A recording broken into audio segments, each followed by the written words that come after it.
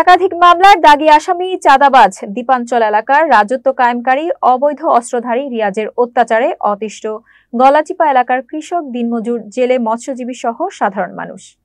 পটুয়াখালী প্রতিনিধির পাঠানো তথ্যচিত্রে বিস্তারিত।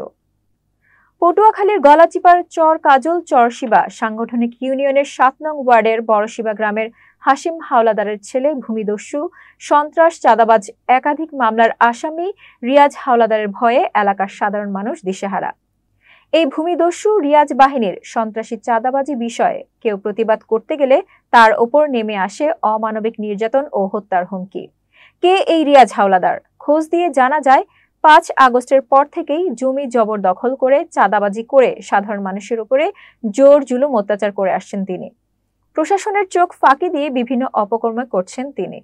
বড়শিবায় ৭ নং ওয়ার্ডের সন্ত্রাসী কার্যকলাপ চালিয়ে এলাকায় ঘুরে বেড়ায় দাপটের সাথে। ভোলার লালমোহন পৌরসভার ৭ নং ওয়ার্ডের হাজী হারুনুর রশিদের ছেলে ফখরুল ইসলাম রানার বড়শিবার মৌজায় তার পৈতৃক সম্পত্তি ৭,৫০,০০০ টাকা বিক্রি করলে ২৪শে মার্চ রিয়াজ তার সন্ত্রাসী বাহিনী নিয়ে মোটা অঙ্কের চাঁদা দাবি করেন ফখরুল ইসলাম রানার কাছে।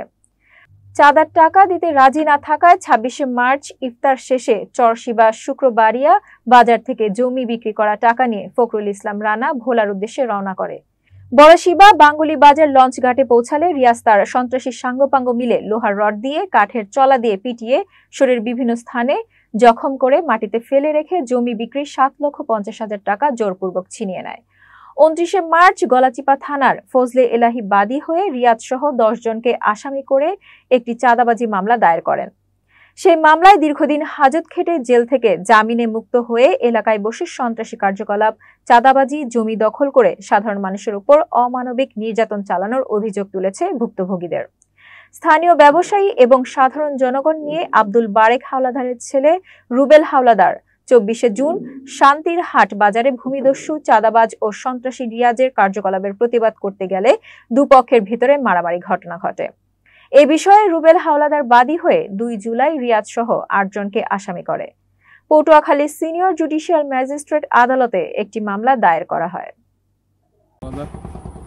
কিছুদিন আগে আমার বিরুদ্ধে একটি সংবাদ প্রকাশ হয়, ওই সংবাদের ভিত্তিতে আমি কিছু কথা বলতে চাই। রিয়াজ হাওলাদার চরশিবের কুখ্যাত ভূমিদস্যু এবং সন্ত্রাস, ও আকাম কুকাম করতে করতে ওর লিমিট ক্রস করছে। এই জন্য সেদিনকা বাজারে আইসা আমার কাছে ৩ লক্ষ টাকা চাঁদা দাবি করে। চাঁদা না দেওয়াতে আমার ভাগনা, ভাই ছেলে, ভগ্নিপতি এদেরকে মারধর করে। মারধর করার এক প্রকারে বাজারের যারা পাবলিক ছিল তাদের জনরসের মুখে পড়ে পালিয়ে যায়। এই রিয়াজ হাওলাদার কিছুদিন আগে তরমুজের বোর্ড থেকে প্রকাশ্য দিবালোকে চাঁদা উঠেছে।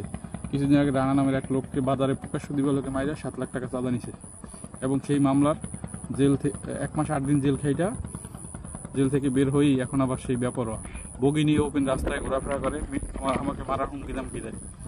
আমি এই কুখ্যাত সন্ত্রাসীর বিচার চাই। গলাচিপা কোর্টে আমার একটা মামলা এজাহার হয়েছে এবং মামলাটি প্রক্রিয়াধীন আছে, চাঁদাবাজি মামলা। আমি এই চাঁদাবাজের কঠিন শাস্তি চাই।